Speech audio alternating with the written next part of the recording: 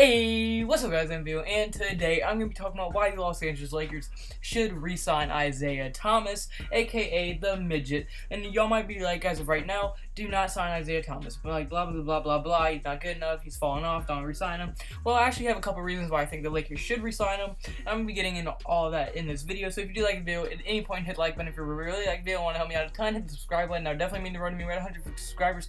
We're halfway to my goal, thank y'all so much for that. So without further ado, without me rambling on too much, let's get right into this video. Alright, so my first reason is going to be that before Isaiah Thomas did come to the Lakers, they were 22-31, which is 9 games away from having a 500 record. But now, ever since that Isaiah Thomas came back, they are 9-7, and they have played some pretty hard teams over those few games. And I mean, right now they are only 7 games away from having a 500 record. So right now with them, they do have a winning record. And I mean, they're 2 games closer to being 500, and they could finish with a 500 record this year. I would not be surprised if they do. I also wouldn't be surprised if they don't. But I mean, he is helping improve this team a lot offensively, not very much defensively, but offensively he's definitely helping this team score, in which scoring usually equals to winning games. So he is helping a lot with that. But then also, I mean, he is also being way less selfish with the ball. As right now, he is averaging the second most assists per game in his entire career. He is averaging 5.6 assists per game. That is the second most he's ever averaged in his entire career. The last time he's averaged more assists was when he was having that MVP contender season in Boston. So I mean, that needs to tell you something. I mean, if the dude's passing good and not trying to be ISO like he was in Cleveland, not trying to ISO shoot threes out of the wazoo on 7-footers and then getting blocked out of the gym and trying to drive on 18-footers, well, I mean, then yeah, the dude has been playing a lot better with like other players on his team. And I mean, with him being pretty much the good veteran on the team, he's going to help a lot off the bench and everything. So I mean, he's been playing a ton less selfish, and that's a huge reason why the Lakers might want to resign him. Because if he was still playing in his normal ISO ways, kind of just doing whatever he wants, shooting, jacking up threes, well then I don't think they would want to resign him. But I mean, if you can get a point guard that will actually pass the ball and score, that is very valuable, especially if you can have one that comes off the bench as well. But also, he is bringing a huge spark off the bench for them. I mean, he is right now ranked 6th in points per game. Out of every player on any bench in the entire NBA, he is the 6th most efficient scorer on any bench in the NBA, which is a huge thing to have, because obviously you need a good starting 5, but I mean, the second most important thing to your entire team is a good depth. I mean, look at the Warriors. They have some injuries. They are falling apart. They cannot win a game. I mean, without Kevin Durant, Steph Curry, and Klay Thompson, Draymond Green, those are huge losses. But I mean, you'd think they would at least have a little bit of depth that they can beat the Suns. They struggled to beat the Suns. Sacramento, I'm pretty sure, beat them. I mean, Sacramento's awful. I mean, to have such bad depth that you can't beat Sacramento, or compete with Sacramento, should I say, that is very, very bad. I mean, depth is very crucial. I mean, look at a team like the Spurs or the Toronto Raptors, who have great benches, and they are prospering right now because of how good they are and how deep they are in some positions. Even the Boston Celtics are pretty deep in a lot of positions, and look how successful they are. I mean, you need tons of depth, and I mean, Isaiah Thomas brings that point guard depth, which they did desperately need with all the injuries that they have been getting lately. They're getting healthier, but I mean, he's a great backup for Lonzo Ball. And if Lonzo Ball ever goes down with an injury, then Isaiah Thomas, he's a good, he can kind of plug him in to their offense. He would be a decent starting point guard if Lonzo Ball ever goes down. So I think that huge spark off the bench will be extremely, extremely big for him. And as of right now, I mean, he's being a way better backup that they used to have. Tyler Ennis was their backup point guard before Isaiah Thomas, and the dude was only averaging 3.2 points per game, 1.5 assists per game, 1.4 rebounds per game, and he was only shooting 25% from the 3 and 39% from the field. That is awful. So if you can have someone that can at least score and pass a little bit like Isaiah Thomas can, that is a huge upgrade over Tyler Ennis. And I mean, obviously, it sucks for Tyler Ennis, but I mean, for the Lakers organization, Isaiah Thomas, that is a huge pickup for him. As of right now, he's been playing pretty well. He's been playing better than he did with the Cavs, at least.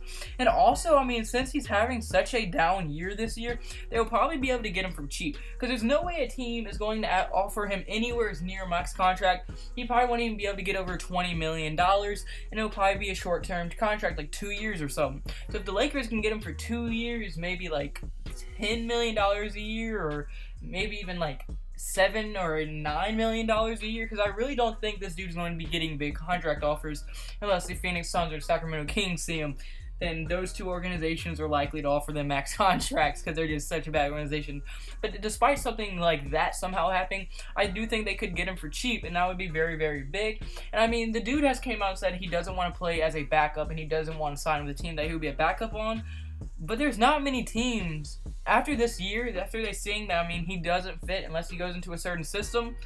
I mean, he's not going, and he's saying he's not going to sign with them unless he starts. Not many teams have a starting point guard position that Isaiah Thomas would start in. Maybe if this was Boston Celtics Isaiah Thomas, obviously he could start almost anywhere. But I mean, there's just no way. Like, most teams, even the Suns have a point guard. I mean, you can't, and De'Aaron Fox is the point guard of the future for Sacramento. So, like, he has to sign with a team that he's going to be a backup on. I think on the bench is actually his best role. I mean, he's been playing some of his best basketball all year. I mean, and he's been playing, of his career almost. I mean, besides last year, which he had that historic year, besides last year, he's probably playing some of the best basketball of his career off the bench. And I mean, even the other game that he started when there was a couple injuries, I mean, the dude had 22 points. So he's definitely still capable of starting for the Lakers. It's not like there's no chance in hell he starts. What if Lonzo Ball gets hurt? And then Isaiah Thomas can prove himself on the Lakers. Obviously, Los Angeles is a great city, too. So, I mean, that's another factor that Isaiah Thomas might want to stay. And I think if they were able to re-sign Isaiah Thomas for cheap, for all the reasons that I stated earlier, it would be a huge, huge re-signing. I mean, let's just recap what I said before I end off the video. Their bench gets way more depth, and I mean, one of the most important positions was a point guard. I mean, he's pretty much a glorified shooting guard, but since he's so short, he has to play point guard. And I mean, the dude's such a good scorer. I mean, that's the one thing you can't take away from Isaiah Thomas. The dude is a straight scorer. That's all he can do, really. And he plays very, very good offense. I was about to say defense. No, that's a lie. Don't listen to me on defense. No. But on offense, the dude's probably an elite offensive player, and I mean, the dude has a very nice shot, so him coming off the bench and being able to give you like 18 points per game, that's all you need off of a bench player. They can come and get you 15, 14, 12 points a night. That is huge for your team, and it improves your chances of winning by a ton. And obviously they have another couple of young guys on the bench, and they do have a decent bench to the Lakers, so I mean, then even if they can score 10 points, well, that's almost 20 or 30 points off the bench. That is a huge improvement. I mean, then also, like I said earlier, then I mean, they've just been better since he's came back. I mean, they're 9-7. They have a winning record. They're 2 games closer to having a 500 record than they were without Isaiah Thomas. And also, I mean, they've been playing good teams a lot closer. I mean, they did just lose tonight, but I think they lost to a pretty good team.